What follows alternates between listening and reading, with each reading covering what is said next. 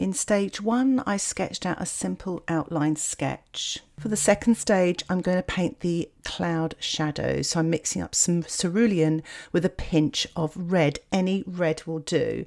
So you want to have about 60% cerulean and about 40% red with a milky consistency. I'm wetting the paper with a large mop brush right down to the top of the mountains there. I'm loading my size 8 brush, taking the excess paint off on the paper towel. I'm painting damp into wet. I've added a pinch more cerulean, I felt it was a bit too warm, and carrying on painting damp into wet. So I'm painting paler washes there just beneath those darker clouds. They're smaller because they are further away.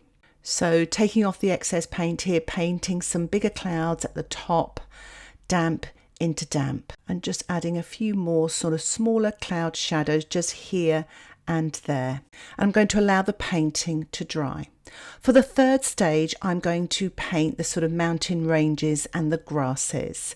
So I'm starting off here with some raw sienna, nice big puddle. And I'm going to paint wet on dry with a large mop brush, really loading the brush and applying the paint, adding a little bit of cerulean to that, wet into wet.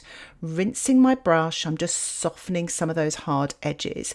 If you find that tricky, what I suggest is you could wet the paper first and paint wet into wet.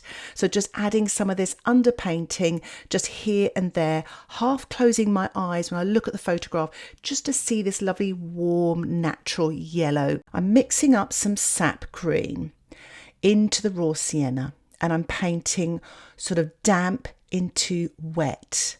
So I haven't got a lot of water in my sort of mix there, so it won't run too much. I want it to stay put but still have a soft edge. So just fully loading the brush and just applying this paint damp into wet or even damp into damp. So painting sort of some of the edges here, trying to vary the sort of shapes because to represent all the sort of valleys, etc. So again, loading my brush and just freely painting damp into wet here. This is a slightly darker green. I've used the sap green with some ultramarine, still painting damp into wet here with the large mop brush and using a wet brush there just to blend and soften some of those marks.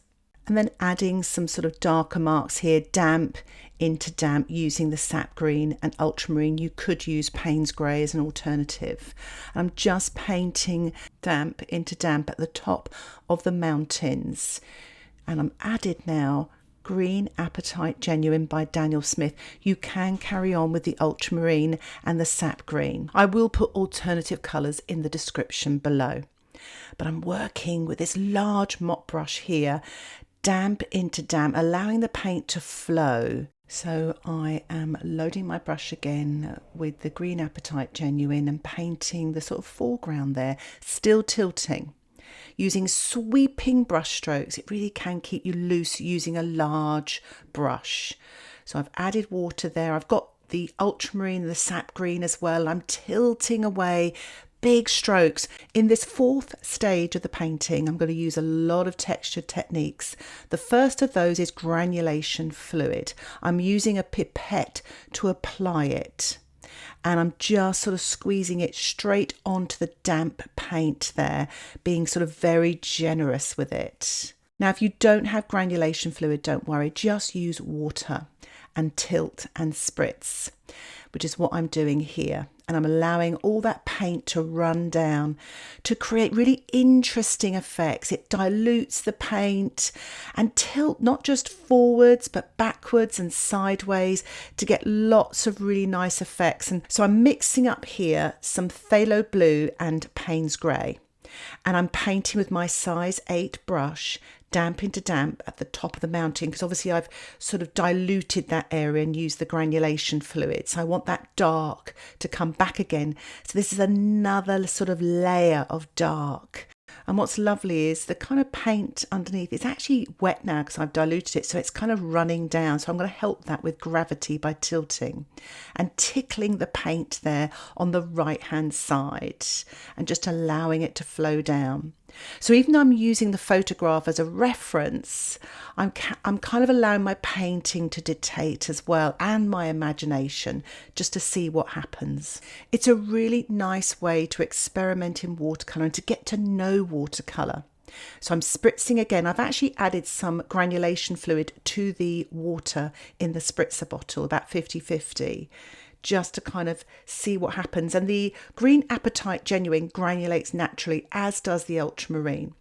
So I'm just sort of tickling some of the edges here, reshaping them, adding some darks here, damp into damp, using my size 8 brush, pushing back the sort of hill there in the distance as well by adding the dark underneath there.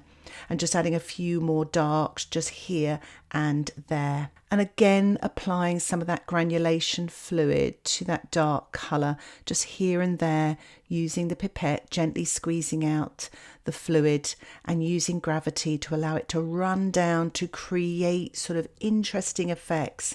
I'm just going with the flow just to see what happens. Nature can be quite abstract, so I'm allowing these abstract marks to exciting accidents. I'm using a watercolour pencil now to sort of draw into the damp paint, to sort of sketch in a little bit of detail here. And it's actually quite a nice sort of feeling, because what happens is the wet surface dilutes the pigment on the pencil, so it's velvety almost, and it goes on nicely. It's a nice way of creating details in a watercolour painting.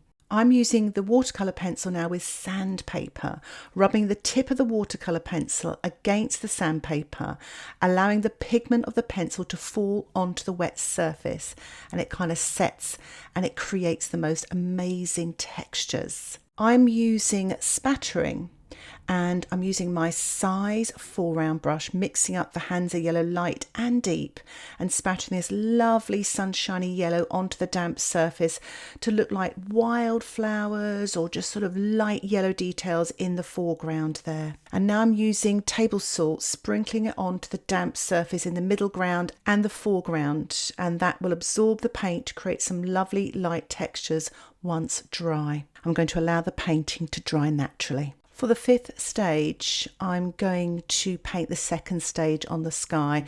I'm using a large 1-inch flat soft-haired brush. I'm mixing up some washes for the sky using ultramarine and a little bit of red. So I'm using the mop brush, a large mop brush. I fully loaded the brush and I'm dripping this drip on to the wet surface. You can see some of the areas of the sky were a little bit dry, so I'm just using my spritzer bottle just to spritz that area, and I'm tilting to allow the paint to flow. So this is quite a light colour to begin with, and I'm going to gradually build up darker washes. So mixing up some ultramarine now with Paynes grey. So this is a really dark colour. Fully loaded my brush, dripped that sort of wash onto the sky, and I'm tilting to the right hand side and towards me, just getting that paint moving there. So it really creates a lot of atmosphere. So I'm dripping another sort of wash here to the right hand side. It's about 80% ultramarine with 20% of the Paynes grey. The other side was about 60% ultramarine and 40% Paynes grey. I always try to vary my colours so it doesn't look all flat. And as you can see, just tilting there, I've got some lovely edges as well. A little bit more Paynes grey into the ultramarine there.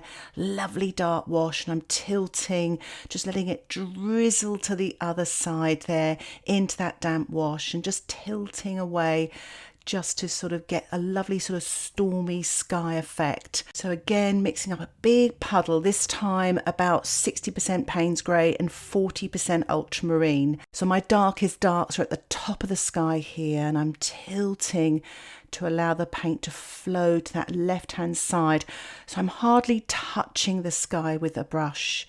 I'm allowing gravity to allow that paint to flow onto the paper and tilt it and allow it to sort of flow to create these dark stormy clouds. And I'm going to allow my painting to dry once more. For this 6th stage, this final stage, I'm using white gouache. and I am loading my brush and spritzing the area with that light area which I was planning on revisiting again. So I just want to push it back using the spattering technique, and I'm also using a little bit of white here, painting wet on dry, extending the light and spattering more so it kind of looks more natural in the landscape. And I'm just spattering a little bit of yellow to create the look of wild flowers. Some of those splatters were a little bit big, so I'm just going to lift them off with the paper towel.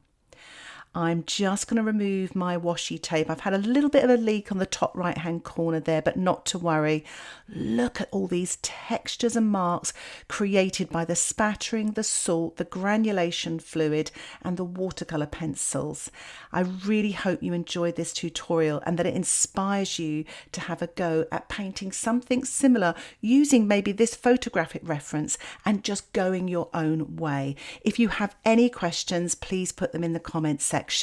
And if you would like to learn more about watercolour and get access to my downloadable outline sketches and exclusive tutorials and extended tutorials, and to support the content that I create here on YouTube, why not think about joining my Patreon membership? Details about the membership can be found in the description below. All you need to do is click Patreon. Thank you so much for watching this tutorial. Happy painting. Bye for now.